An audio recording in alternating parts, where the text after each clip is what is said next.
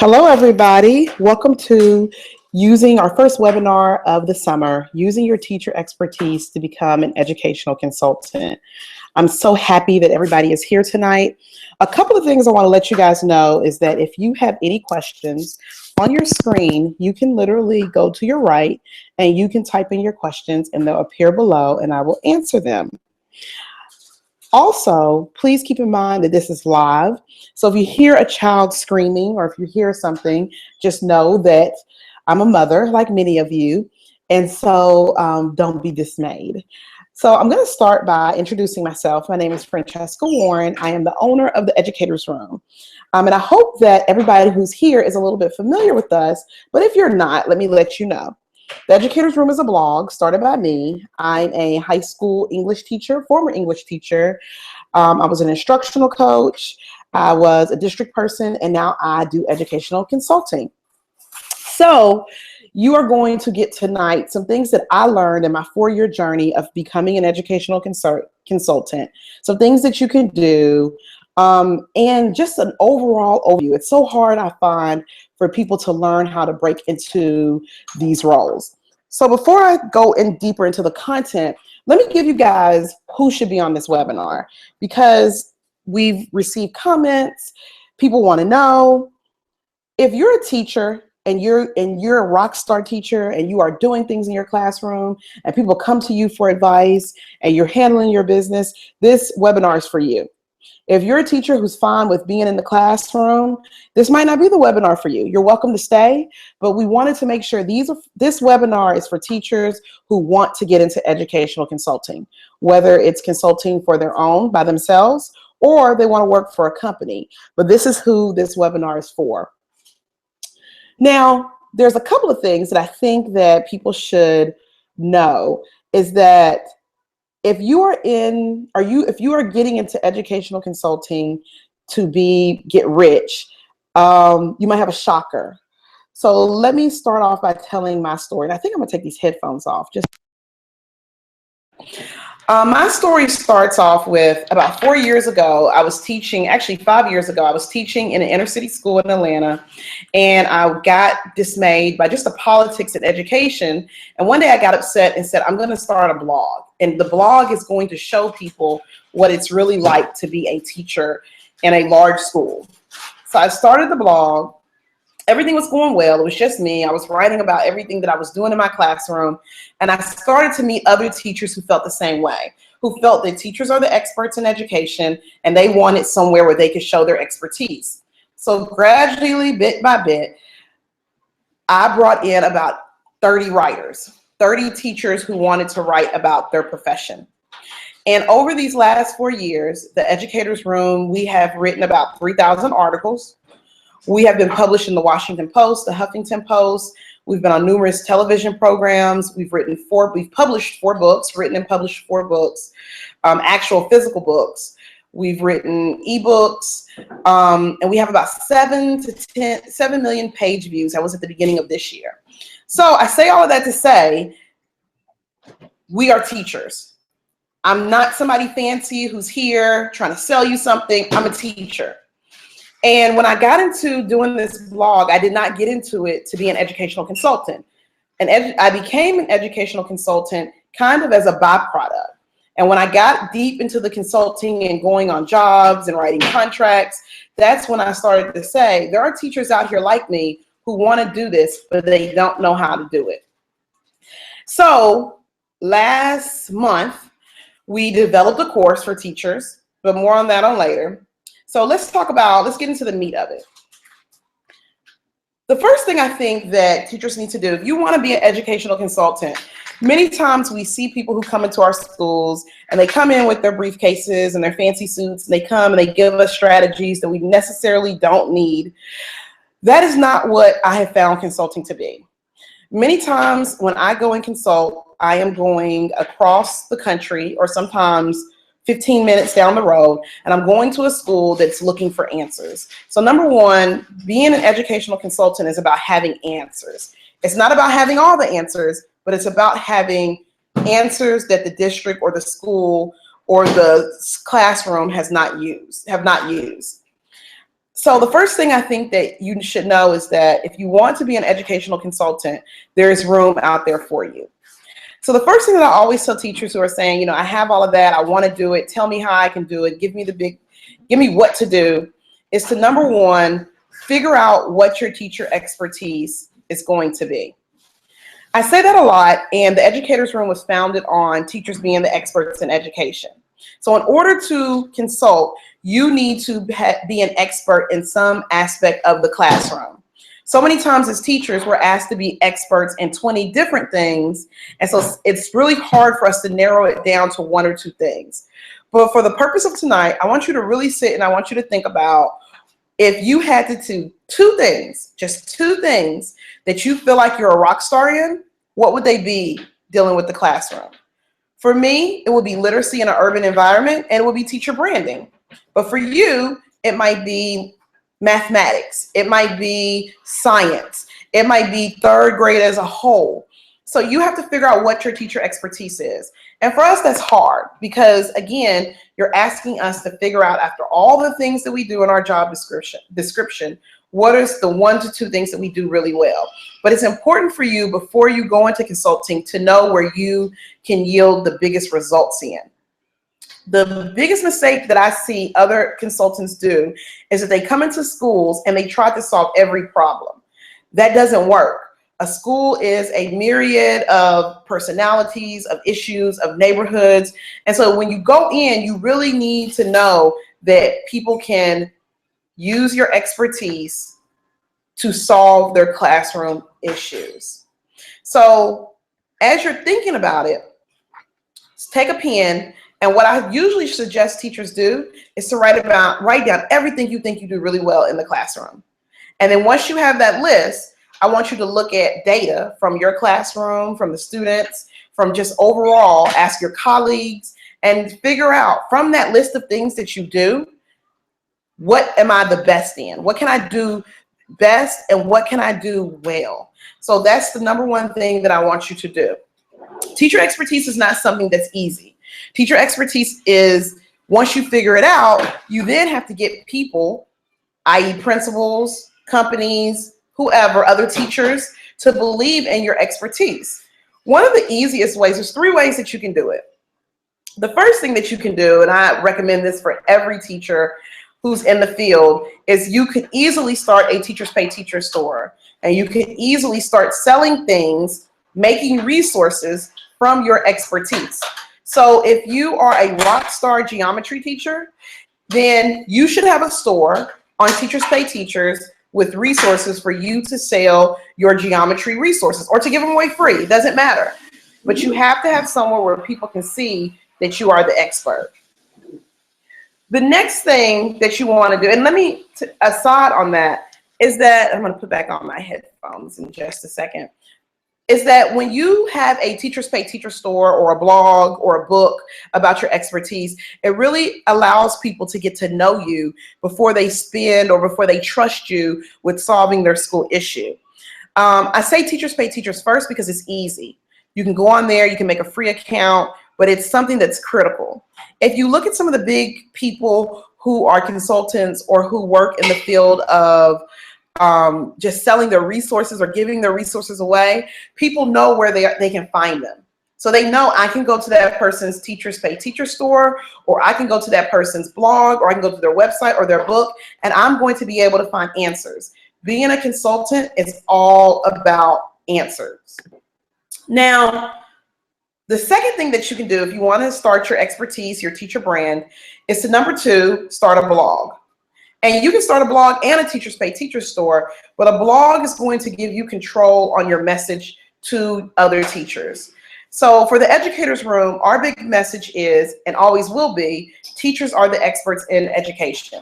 You don't have to go and spend $10 million on a survey, on a research survey. You don't have to go across the country. The answers to improve your building are in the building. You just have to be able to find those people that can give them to you. So with that being our message, what we write about on our site is all about empowering teachers. We don't write pieces that aren't about empowering teachers. So if you start a blog, it gives you the power to write about what you believe your expertise is. So I have a really good friend who is a rock star high school math teacher. And one of the things that she did about 2 years ago on Teachers Pay Teachers is that she created an ACT manual. And on this ACT manual, she literally, it was a 300-page document. She had been working on it for years, and she created it. She didn't know what she was going to do with it, so she decided to start a Teachers Pay Teacher store. But in addition, she wanted to start a blog to talk about the things that she put into the manual. That was 2 years ago. Last year, she sold her manual to a school in Texas, a whole school district, for a lot of money. And I won't say how much money because she would kill me, but she sold her manual. Did she make the manual to make money? Not necessarily. She made it so she could help her kids who were in her class pass, know mathematics, and she just expounded on it year after year after year until it was a 300-page document. So a blog is a great way for you to start your teacher expertise and for other people to see what you are an expert in. For you to start a blog, it's not expensive. It doesn't cost any money. You can use Blogspot, you can use WordPress, you can use whatever you want, but a teacher website is going to give you that expertise. Because again, being a consultant is about solving problems. And if people can't go to a space where you actively solve their problems, it's less likely that you will be successful as an educational consultant. And last but certainly not least, to starting your teacher expertise is writing a book, whether it be a full-page hardcover book or whether it be an ebook. To date, the Educators Room, we've written 4 physical books, and we've written about 5 ebooks. And the teachers who write for me wrote those books because they are rock stars in they wrote their books about. So I have one teacher who is a 2nd grade guru, and everything about 2nd grade, she's taught it for the last 15 years. She wanted to write a how-to manual on how to teach 2nd grade. That is her book. So when teachers reach out to her about what to do if they're new teachers or whether it's a school district, they've noticed their 2nd grade scores are dropping, they come to her because of her book. So a book is an excellent way. A book is probably the hardest way to show your expertise because a book takes time. No one writes a book in 10 days. So you go from easiest to hardest. So the easiest being the Teachers Pay Teacher store, you having your resources, you selling them, or you giving them away for free. The second would be a website. The third would definitely be a book. All these 3 ways, all these 3 tools are great ways for you to not only develop, but for you to become confident in your teacher expertise. Because a lot of times that I found when I talk to teachers, when teachers come to me and say, hey, I really want to do consulting, but I don't know what my expertise is. They know it, but they're not confident in it because they've never had to look at their skills as a teacher as being an expert, because the public does not value us. So the first thing that you want to do if you want to be an educational consultant is to figure out what your teacher expertise is going to be, develop it, and drive home on it. Everything you write about should be about your teacher expertise. The second thing that I want to talk about, and this kind of is a leeway into the next one, is that if you want to be an educational consultant, it's really, really important for you to have resources for teachers that teachers like and that teachers can use continuously. The worst thing, I remember one time a consultant came into my building and the consultant was talking to us about KWL charts. I'm a 9th grade teacher at this point, and I've been teaching for 14 years. And a consultant is talking to us about KWL charts. Yeah. So once you develop your expertise and you know what it's going to be very important for you to provide resources for teachers on that teacher expertise. School is about to start. If your expertise is high school social studies, economics, then you should have a site or a website, whether it be a website, a blog, or a Teachers Pay Teacher store where someone can go and pull your resources and people can leave feedback for your resources. That is huge. Almost all of my consulting jobs have come from somebody reading the site and somebody saying, we have this issue in my school, and your site, your resources helped us address it. Can you please come and further work with my teachers? So you have to have a site. You have to have somewhere where you house your resources. In the last 10 years, there's been an influx of blogs, of websites from teachers, Pinterest. And the main thing is that now teachers go to blogs and websites before we go to our textbooks for answers on problems. So it's going to be really important for you to figure out a place for you to have your resources. And I guess some people will say, you know, hey, how do I know what kind of resource to make? What kind of resources would you want if you were a new teacher in your content area or grade level? That's probably the easiest way to start it. I have another friend who is a guru in making graphic organizers. She can make them, she makes them beautifully, and she is just a rock star. So one of the things that she did is that she made graphic organizers from kindergarten through 12th grade for English language arts. They were Common Core aligned, and that has been one of the biggest sellers on her Teachers Pay Teacher store. And I love it because, number one, she's good at it. She's an English teacher. She's been a teacher for 15 years. People trust her products, and she is able to, and she only does this during the summer, but she literally every summer holds 5 institutes where she teaches not only schools, but school districts on how to use her graphic organizers. Again, it's just simple supply and demand. As you go through and as you think about your resources and what to do, it's never a bad idea for you to poll the people in your building, or teachers who teach your subject, or teachers who are who would buy your products or use your products. It's never a bad idea for you to go to them and say, what would you need if you were a teacher in teaching 9th grade literature for the first year? And teachers will tell you, I really wish that I had a full, from beginning to end, comprehension packet for the Odyssey that's not online, that the kids can't pull, that's Common Core aligned, that has writing prompts in it. So they'll tell you. And so based on what they say is what you should make. Don't just make products because you think teachers are going to use them. That's the key of being an effective consultant. As a teacher, we know what we want. So those are the type of products that you should make.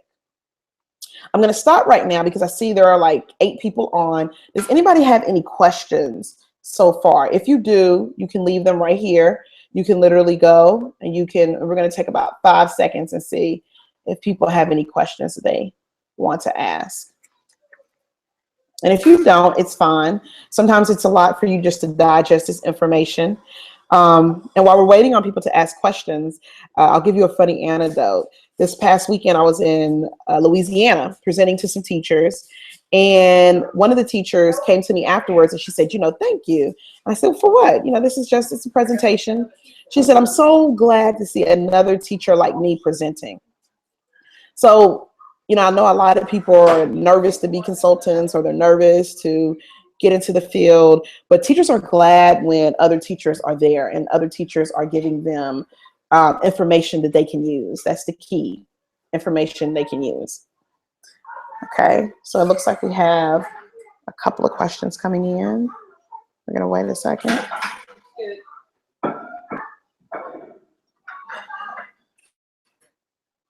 Okay, somebody just asked me on the website, what do you do if you have you're at ground zero on how to start a product? So the first thing that I would do is, depending on your grade level, I would think about what is the one thing that you wish you had last year, and what can you do to address that need? And also seeing what's out there. You can go to blairturner.com. You can go to a lot of these teachers who have Teachers Pay Teacher store. You can see what they're creating, and you can say, oh, wow, I didn't think about that. Yeah, I like that, but I would like for it to have this. So just start with, you know, it's never too much to ask other teachers what they need. That's kind of the missing link in regular consultants and teacher consultants, is that many times consultants who come into the building, they don't ask teachers what they already have and what they need. And it's almost like they come in just to give their presentation, and they don't come in to truly help. So that is why I'm a big proponent of figuring out what teachers need. For example, in August, I have a visit booked in Alabama where I'm going to go and talk to teachers about implementing a social justice curriculum in English language arts classrooms. This need came about because the teachers came to the principal, who hence came to their associate superintendent, who reached out to me because she read the site, and hence I have this booking that I'm going to do, which I'm going to leave you for the next thing that you should do if you want to be an educational consultant. So just to review, number one, you should already have an idea of what your area of teacher expertise will be. It could be grade level, it can be content area, it can be something more abstract like social emotional learning, but you should already have an expertise that you are kind of working with and that you see that you're really good in. The second thing is that you need a product. You need a product / resource. And I would say resource more, because a product is the mindset that you're selling something. As a consultant, you're not selling something. You're providing answers to problems that teachers have. So that's a really important mindset to have. Don't have a mindset in that I'm going to make $1 million. I'm going to be able to stop teaching. I'm going to be able to do this. Have the mindset that you're giving teachers resources. The next thing that you need to do is conferences. You need to attend and you need to present. So let me give you guys kind of my spiel about this for people who are wanting to get into consultants. Last year, I presented at 8 national conferences and 2 local conferences. And I say local, I mean Atlanta. We're housed in the Atlanta, Georgia area.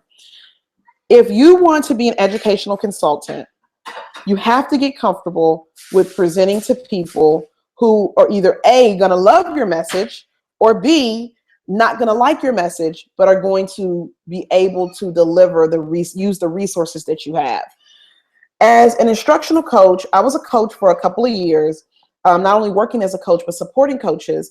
And one of the things that being an instructional coach taught me was how to present to teachers who did not want to be presented to. We've all been there. We've all been in the professional learning session where it's totally useless. Teachers feel like they're just upset. And so you need to get into the habit of going to conferences and presenting at conferences. I talk about this a lot in the course that's coming out next Friday, but all teaching conferences have a window for call for proposals. They all do. Every last one of them. There's not one that does not have a window open for teachers to submit proposals. For example, the ASCD National Conference is looking for proposals, and the last day for you to submit a proposal is August 1st. If you want to be an educational consultant, you should be trying to present at conferences anytime that you can. And the good thing about a lot of the teaching conferences, especially the bigger ones, is that if you present, you will sometimes get your flight paid for, sometimes get your hotel paid for, but many times you'll get your registration paid for. So that's a great way for you to learn, but also to teach teachers what you know to be true in the classroom. When I presented last week at the Teaching Excellence Conference in New Orleans, engaging students in social justice through English language arts curriculum, I used my experience as being a teacher for 15 years to present to them. I had resources, I had anecdotes, I had a question and answer, and all of my feedback on my presentation was great. Teachers were very excited that somebody was giving them these resources for free. So I say that to say is that you need to make a list. What I tell all people who want to be educational consultants is to, number one, make a list. Make a list of conferences that you would like to attend. And based on the ones that you would like to attend, you need to find out when their call for proposals are. You can go to Twitter.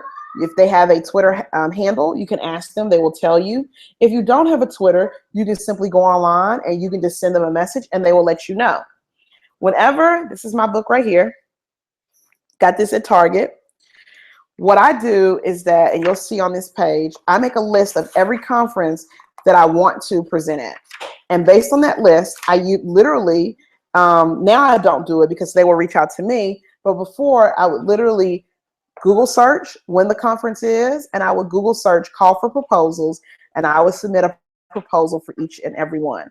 If you look right here, you can't see it, but these are conferences that I've confirmed for the 2017 school year. And it's important for you to present at conferences because, number one, the people in the audience are looking for resources and answers. So if you present and you give them resources that they can use, they are more than likely for them to reach out to you and to say, hey, are you interested in coming to my school? This is the funds that I have available to bring you. This is what I want you to present about. Can you make it happen? That has happened to me on numerous occasions. So conferences are great ways. Another reason is that most of the people who depending on the conference, who attend these conferences are either teachers, superintendents, district personnel. So it's a great way for you to network if you want to get into consulting. One of the things, and this is a caveat to that, but one of the things that I always do when I present at conferences is that I have business cards.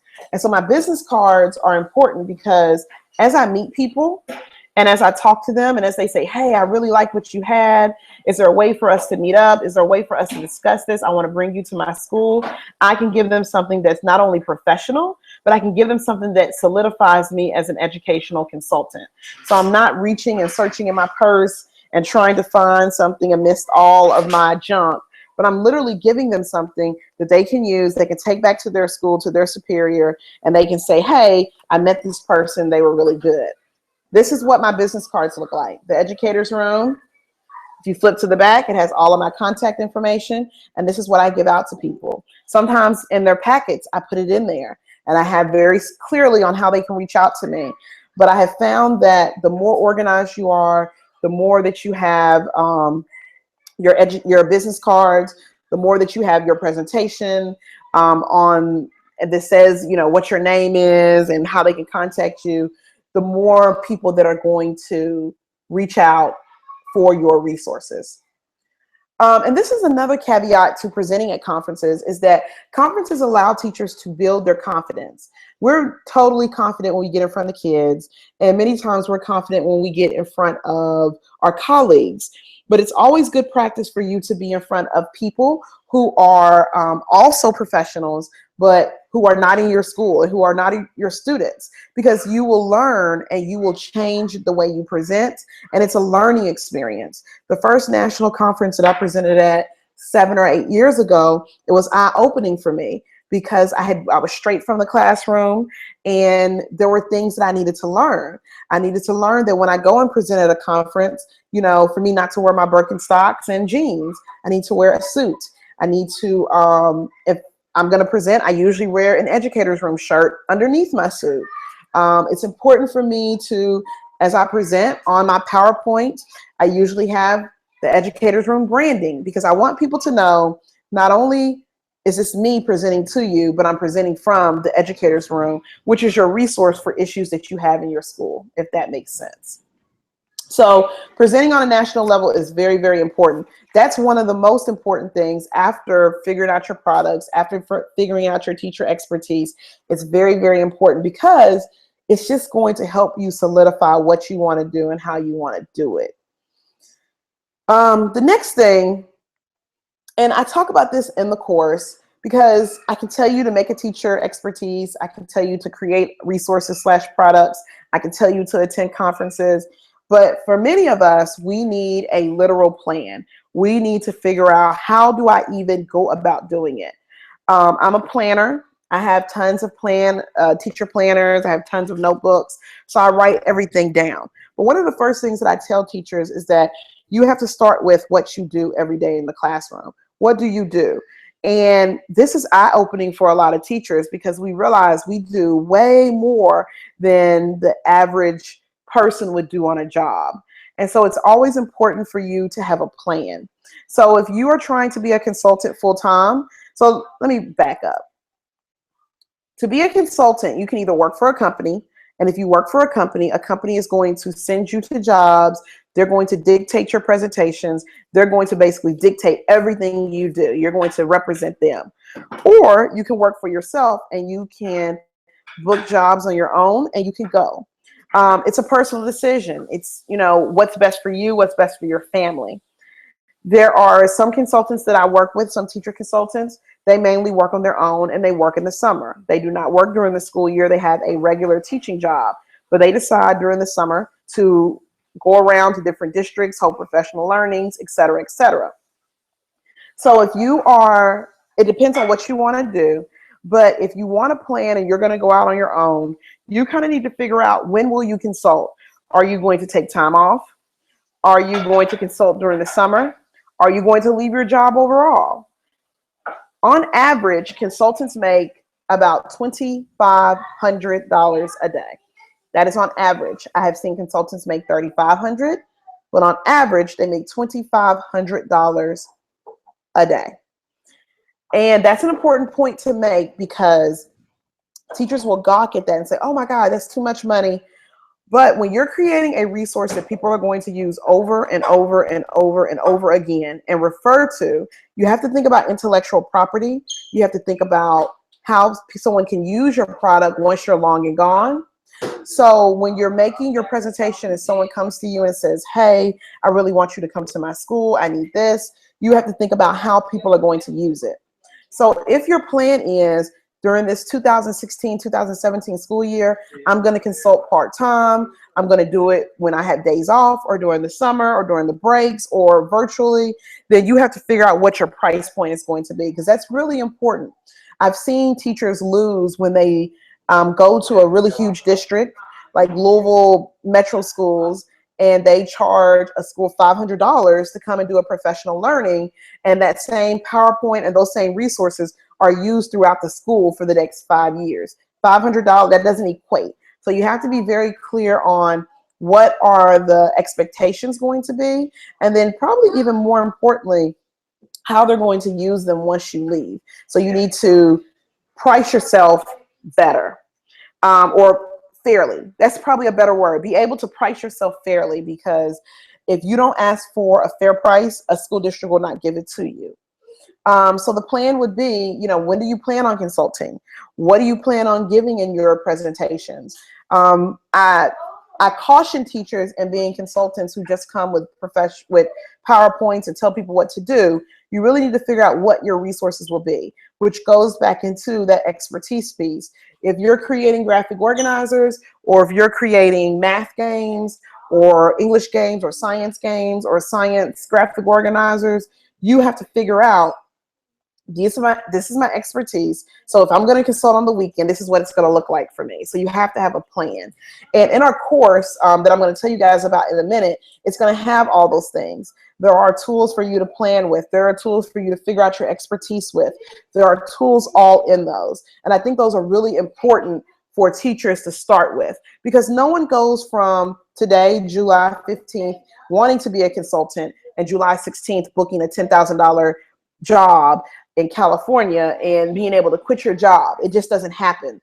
We've been working in the education consulting field for 4 years, and it is a field that is full, but it's a field that you can get work in if you're good at what you do.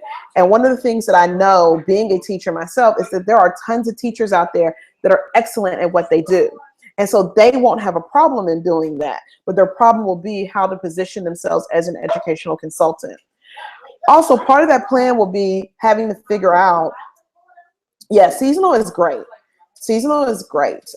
Seasonal is something that it allows you to keep your job, keep your benefits, but hey, during the summer, I have these 5 professional learnings, and I'm charging the school district this amount, or the teachers this amount, and this is how I'm going to make my money to create more resources. One of the things that I always tell people to do is to make sure that if you are going to be an educational consultant, have your business leg set up. And in our course, I talk about that, and that you have to, a school district, you don't want a school district to come and book you, and you have business cards, you have all these great things, but you haven't properly protected your business assets. So it's important for you to either form an LLC or a corporation. Whatever you're going to do, form it, so that when school districts write a check out, they're able to write it out to your business. Make sure you have a tax ID number. Make sure that you have a bank account for your consulting business. That is huge, guys. I have seen probably 2 years ago, I saw a teacher who booked she was really big on Teachers Pay Teachers, but she had booked, a school district wanted her to come in, and she was really good at making passages, paired passages. And they wanted to book her. And so they asked her about her business. You know, do you have a tax ID? We want to write this contract. And she didn't have it. She didn't have any of that stuff. And so the district kind of backed off and went with a consulting company. So you have to have your business things in line. You have to be ready that if a school district wants to write a check to the Educators Room LLC, they're able to do that, and they don't have to write it to you personally. So I want to caution you guys in making sure that your business end of the things are together. I think I have one more thing, but I see there are more questions coming in. We've covered a lot, and it can be overwhelming, and it can be disheartening. But being a consultant is very fulfilling. Just to let you guys know kind of what my average day is that I usually will book a job 2 to 3 months out. And based on those 2 to 3 months, somebody will reach out to me. They'll tell me what they want. I'll reach back out to them. We'll do some talking about what I can provide, the resources I can provide. We'll agree on an amount. We'll sign a contract. And then within those 2 months, I'm usually creating resources and presentations. The day that I present, I am frantic. Probably the week before, I'm frantic because I'm trying to make sure I have everything. I'm ready to go. And the morning of my presentation, I've gotten to the point where I'm very zen on the mornings that I present. I, say a little prayer, do a little meditation, and I just go. I act like it's literally one of my students, and I'm presenting to my students in my classroom, and it helps calm me down. So if you are, trying to figure out, how do I even, if somebody reaches out to me, how do I know if this is a good contract, or how do I know what they want? Ask those questions. It's really important for you to be clear when you book with school districts or principals, clear on what they want, and clear on what they want and what the teachers want. And what I usually request is that if I'm going to present at a school, I need access to the teachers' emails, because I like to have them complete a survey. I like for them to tell me what they hate and what they love or what they need, so that I'm not going into a school and I'm not blindsided by the principal thinking teachers need one thing, and that you're just saying, no, I need these things. So that when I meet with the principal and we finalize what it's going to look like, we're both very clear, and we are, no one has any surprises. And this has worked for me. In the course, I give you guys a bunch of resources that I use when I give presentations. So I like all of my presentations to be interactive. So there are tools that I use to ask the teachers questions, to take polls. I just try to make sure that I engage them like I would engage a classroom of teenagers that I teach. Let me see if there are any more questions. I'm looking right here. Some people are texting. Some people are leaving questions here. Let me see.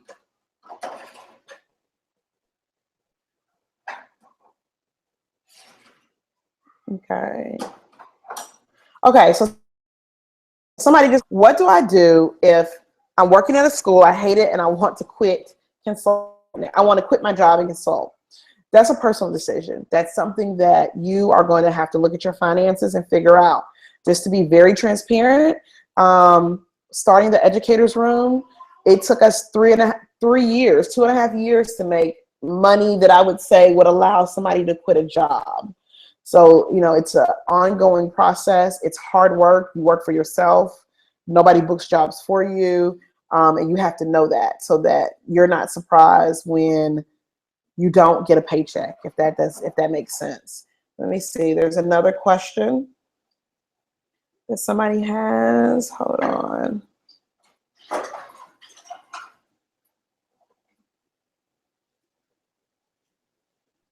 Okay, somebody just asked me, what do I do about taxes? Okay, so the great thing to do with taxes is that you are going to be able to, tax is not, a rule of thumb for me is that whatever I make off of a product or a resource, because you have to report everything over $800. You can do one job and that'll take you over $800. So one of the things that I always do is I save 20% of whatever I make. I just put it up. I don't touch it.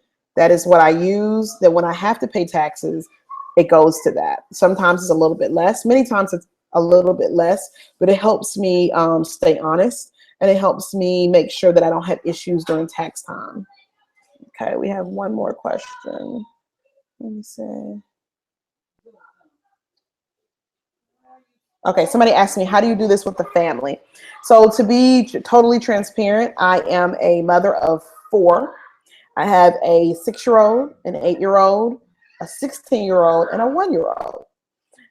So you really have to have people that are supportive in your life. That's number one, especially if you want to travel and consult. If you want to consult in your city, it's a little bit easier. But if you want to travel, like I'm going to Alabama on a Saturday when all my kids are home, so my husband is probably going to travel with me, and the kids are probably going to play in the pool while I'm presenting. And, you know, you have to make those kind of arrangements, but it's not by any means easy. One of the things that we have started to do with the Educators Room is that this year we now have the writers are my consultants. So I don't take every job. Every job is not my area of expertise. Somebody needs help in improving their AP government scores, then I'm not the person for them. I have a teacher who is a rock star who goes and they will help that school district with whatever they need. There's so much more to educational consulting. There's figuring out RFIs, RFPs, presentation styles. It's a lot of different things. And for our next webinar, I'm going to get into that. But I wanted to take some time and talk about what it looks like for our, what do you call it? For our course. So about 2 months ago, we had the idea to create a course that was going to talk about educational consulting. And what's really important is that when you start talking about educational consulting and what it does and how you do it, and et cetera, a lot of people have no clue. So what I want to do with you guys, I'm going to show you guys, do a little screen share, and I want to show you guys what this course is going to be about. It does not come out until next week, but I think it's important because it is going to be a great tool. So this is our course. It's entitled Use Your Teacher Expertise as an Educational Consultant. And what you're going to see is that we have 1, 2, 3, 4, 5, 6. It's actually a 4-week course, but we have 6 weeks of content for you guys. And it is cool because you are going to be able to see, go step by step and what you need to do to be an educational consultant. So I want to take you very quickly. Let's go to one of the courses. Let's go to week 1, all right? Week 1, you have access to 5 private podcasts. You have access to case studies. You have access to resources, to things where you're going to go through and you're going to flesh out your brand. You're going to flesh out the different things that you need to do. So week 2, what's your area of expertise? We actually have not only an article, which is great, but we also have an activity. We have resources. We have all of these things that are going to be really good for you to start your business. Now, when I started this course, and if you go through bonus materials, there's a free ebook. So let me talk about the ebook for a second, because this is my baby. If you look right here, this is a free ebook that we have created. And the ebook is about 10 to 15 pages, I believe. And it is all about everything that I've talked about tonight, written out. And it gives you a little bit more details on different products that you can create, on different conferences you can present on, but it has a ton of different things. It's 20 pages. And so it has a lot of different stuff. I'm going to zoom out just so you guys can see it. Has a lot of stuff, job descriptions. It just has a lot. And I'm super proud of this because this course is allowing you guys to really get into the work of consulting. Now, with that being said, we're done. For everybody who watched tonight, if you email me, I'm going to give you the email address. The Learning Academy at theeducatorsroom.com. I'm going to send you a link to look at the e-course, and it'll be a great way. So somebody just asked, how can I use my teacher leadership degree to my benefit? That's a huge benefit. That's huge, because a lot of the consultants who come in, they don't have teacher leadership. They don't have any degrees. Sometimes they're not even education majors. So the first thing that I would tell you to do is whatever your teacher leadership degree is in, whether it's in instruction or leadership, literally in leadership, I would tell you to take your brand and to work around some of that. So if you feel like that you are the guru of helping principals, then that might be your teacher leadership. That might be you going through and creating a product around there. That teacher leadership should be everywhere. It should be on your resume. It should be on your LinkedIn. And I haven't talked about LinkedIn, but there's a big section on our course about LinkedIn. LinkedIn is huge, guys. If you do not have a functioning LinkedIn page, you are missing out.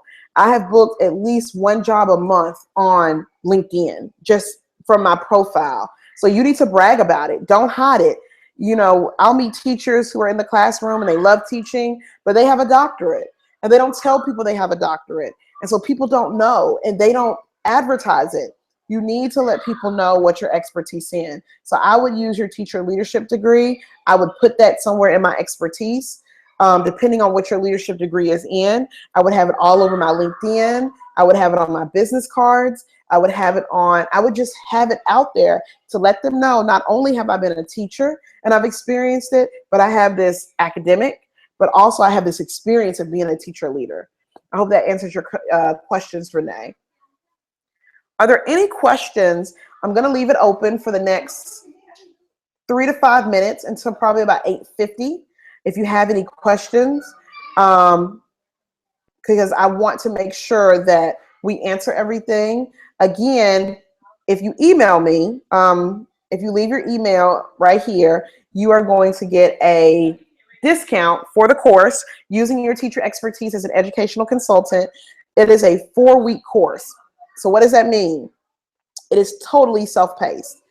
It is you work on it at your own when you have time. But it's really good, and we've had some teachers who have loved it. And so I want to share with you some of the reviews, because as a teacher, I don't want anything that other teachers don't say are good. So let's look at some of the feedback that teachers have given us about this. And I think this is really, really important for people to use. So somebody said, hold on one second. The internet. Okay.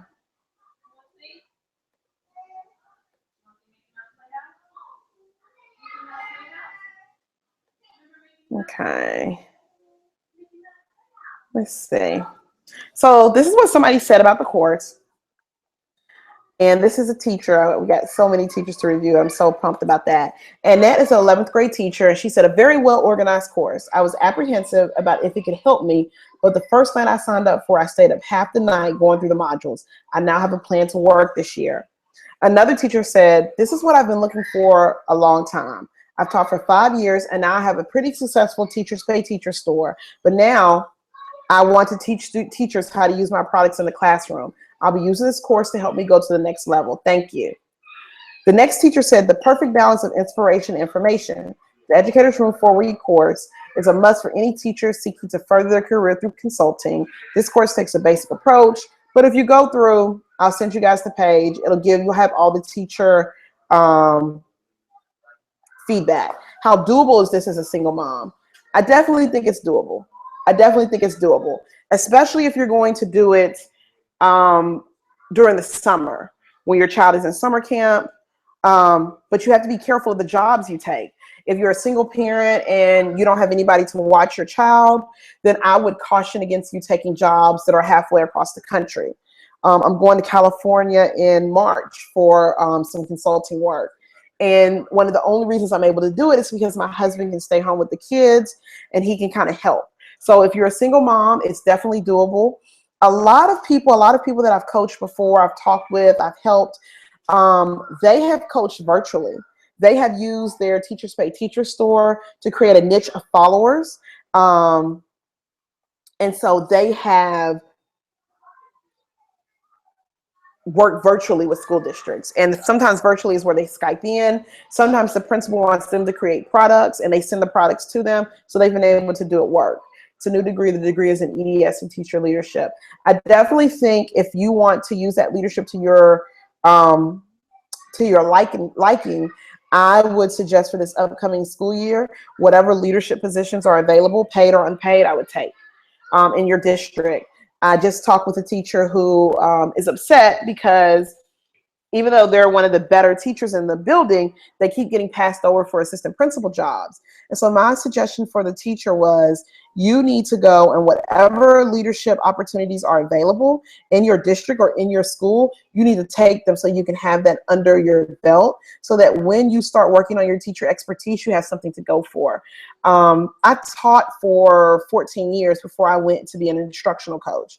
And I'm thankful that I was in the classroom that long, because it showed me how to work with teachers, but it also showed me how to make sure that I was as effective as I wanted to be in theory. So it's very important. And I want to caution you guys, I know there's nothing wrong with teachers making money off of educational consulting. You're going to meet teachers who say that teaching is a gift and you shouldn't make money off of it.